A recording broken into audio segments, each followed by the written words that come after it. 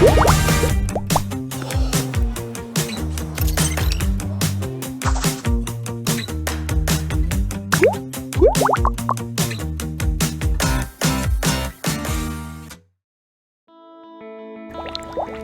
everyone, I'm Toby, someone who has lived and worked in China for many years.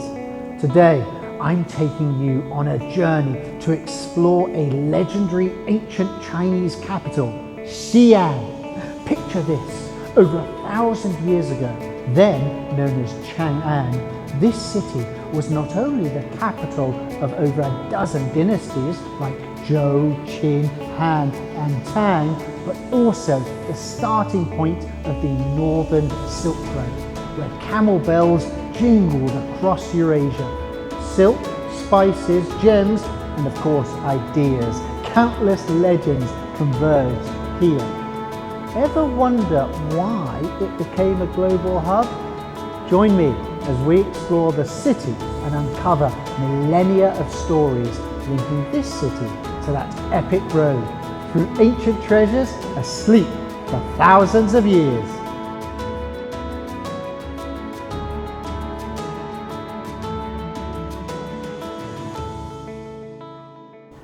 First, let's clear up an interesting misunderstanding.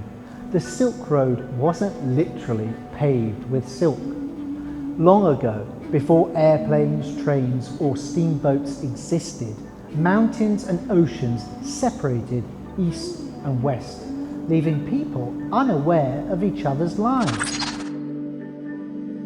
To learn about other nations, Emperor Wu of the Han Dynasty, 141 BC to 87 BC, sent Zhang Qian from Chang'an, the capital of China at the time, to open up a westward expedition route. Later, merchants traded silk, porcelain and other goods westward via this path, bringing back grapes, gems and even Western music and dance. As the most iconic export, silk became a symbol of China, and this route was named the Silk Road. When it comes to cultural fusion on the Silk Road, the Axor Foundation holds two breathing memories of the prosperous Tang Dynasty. Take this Tang Dynasty green glaze censer. It's the fragrant secret of Tang nobles' lives. The green glaze on the body is as smooth as jade, and the hollowed out patterns on the lid resemble blooming lotus flowers. This design not only lets aroma curl out gracefully, but also makes the burner a beautiful art ornament. Don't judge it merely by its appearance as an incense burner. Here's a wealth of history and culture behind it. After the Silk Road opened up, precious spices like frankincense and myrrh from the distant western lands were carried to Chang'an via camel caravans. The nobles used such burners to burn incense for their guests, filling their homes with exotic scents. Imagine this. In a Chang'an living room 1,000 years ago, the green glazed burner wafted aroma from the Arabian Peninsula as the host and a Persian merchant sipped tea. This is cultural exchange through scent.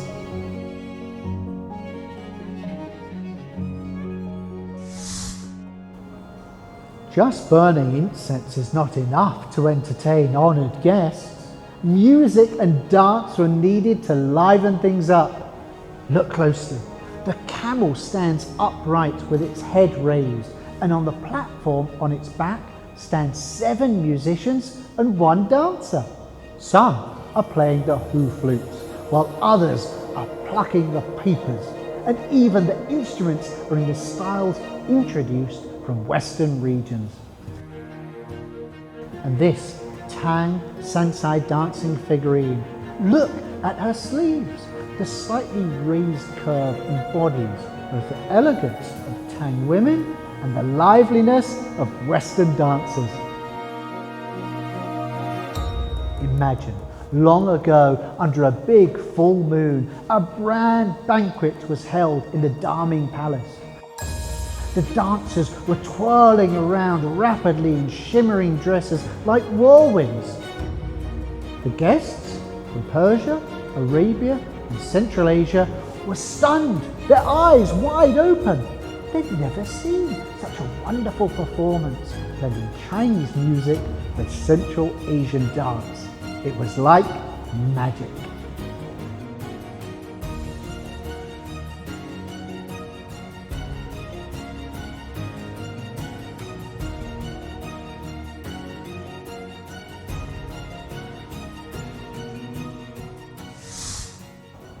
Hello friends!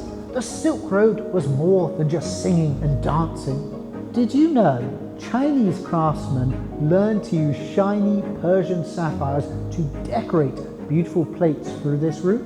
Meanwhile, artists in distant Rome were really into Oriental patterns and borrowed them for their sculptures and decorations. First, this route carried not just goods like silk and spices, it was more like a superlink, allowing Eastern and Western people to learn from each other and exchange ideas and creativity. Chang'an had what it took to become the super metropolis that connected the world.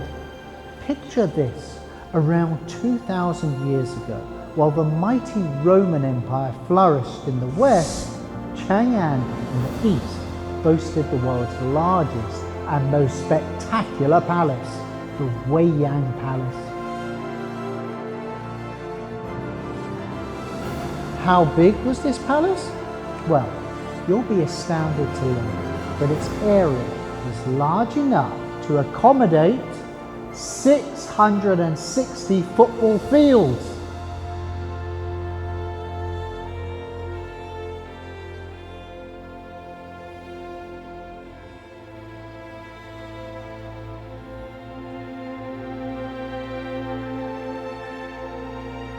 The story of the great Han Dynasty unfolded within this super palace. More importantly, it was from here that camel caravans loaded with silk set off on the clanging Silk Road westward.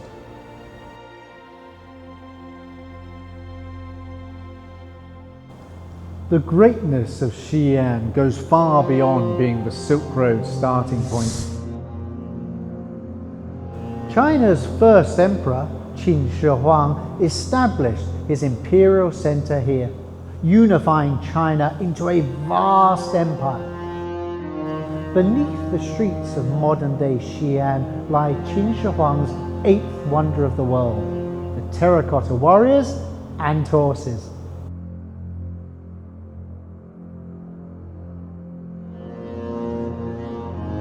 This underground army guards the first emperor's tomb.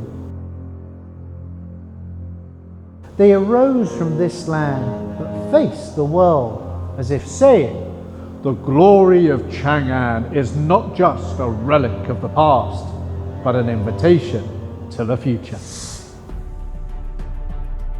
Today, Chang'an has been renamed Xi'an, but the Silk Road that began here has never disappeared. Nowadays, the China Railway Express still follows a similar route, transporting new silk, technology, culture, and dreams. If you ever visit Xi'an, close your eyes and feel it. Within that fragrance that has wafted across thousands of years, and that twirl of the skirt that has spun for millennia, how many stories of exchange and fusion lie hidden? Thanks for watching, and if you get a chance, do please visit Xi'an. Bye bye.